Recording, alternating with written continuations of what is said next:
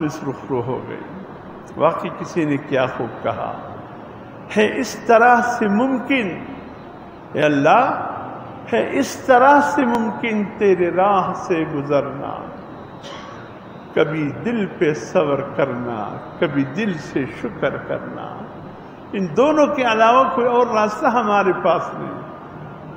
اے اللہ، اس طرح سے ہے ممکن تیری راہ سے گزرنا، کبھی دل پہ صبر کرنا، کبھی دل سے شکر کرنا، میرے زیست کا سہارا، میری زندگی کا حاصل، میرے زیست کا سہارا یعنی تکلیف، پریشانی اور دنیا میں جو امتحانات آتے ہیں، اس کو آپ سب کو ایک زیست کے نام سے معنن کر سکتے ہیں۔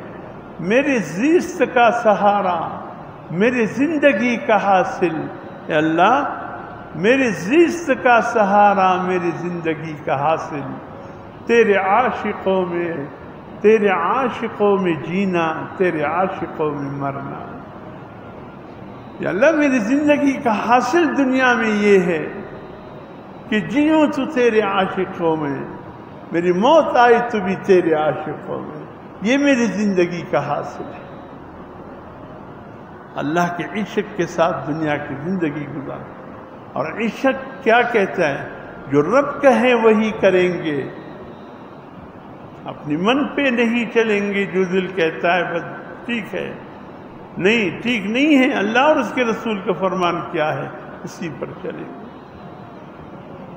میرے محترم دوستو، یہ خوبصورت واقعہ جس سے ہر شخص آگاہ ہے کہ ایسی قربانی کی ایک عظیم یاد تازہ ہو گئی۔ قرآن میں اللہ پاک نے وہ خوبصورت باپ بیٹے کا قربانی کے لیے جانا، اور پھر باپ بیٹے کی وہ بات چیت اللہ کو راضی کرنے کے لیے، فلما بلغ معه السعي قال يا بني إني أرى في المنام أني أذبحك فانظر ماذا ترى قال يا أبت افعل ما تؤمر ستجدني إن شاء الله من الصابرين فلما أسلما وتله للجبين وناديناه أن يا إبراهيم قد صدقت الرؤيا إنا كذلك نجزي المحسنين إن هذا لهو البلاء المبين وفديناه بذبح عظيم وتركنا عليه في الآخرين سلام على إبراهيم۔ کیا خوبصورت انداز ہے، دونوں باپ بیٹے کی بات چیت، اس انداز سے اللہ کی محبت، اللہ کے عشق میں ڈوب کر باپ کیا کہہ رہا ہے، بیٹا کیا کہہ رہا ہے۔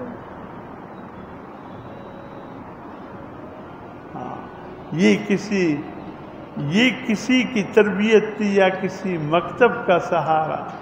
کس نے سکھائے اسماعیل کو آداب فرزندی کہ اس عمر میں والد کے ساتھ کیسے بات چیت کیا جائے؟ اللہ کو وہ باپ بیٹی کی گفتگو ایسی پسند آئی، 23 پارے کی سورۃ صافات کا اللہ نے حصہ بنا دیا۔ وقت کی کمی ہے ورنہ میں اس کی تفصیل میں جاتا ہوں۔ میرے محترم دوستو، قرآن مجید میں کئی مقامات پہ قربانی کا ذکر ملتا ہے، جگہ جگہ۔ اِنَّا أَعْطَيْنَاكَ الْكَوْثَرَ فَصَلِّ لِرَبِّكَ وَانْحَرْ إِنَّ شَانِئَكَ هُوَ الْأَبْتَرُ۔ دو عبادتیں ایسی ہیں جب حضور صلی اللہ علیہ وسلم آئے، دونوں بتوں کے نام پہ کیے جاتے تھے، ایک نماز، سجدہ، اور دوسرا قربانی۔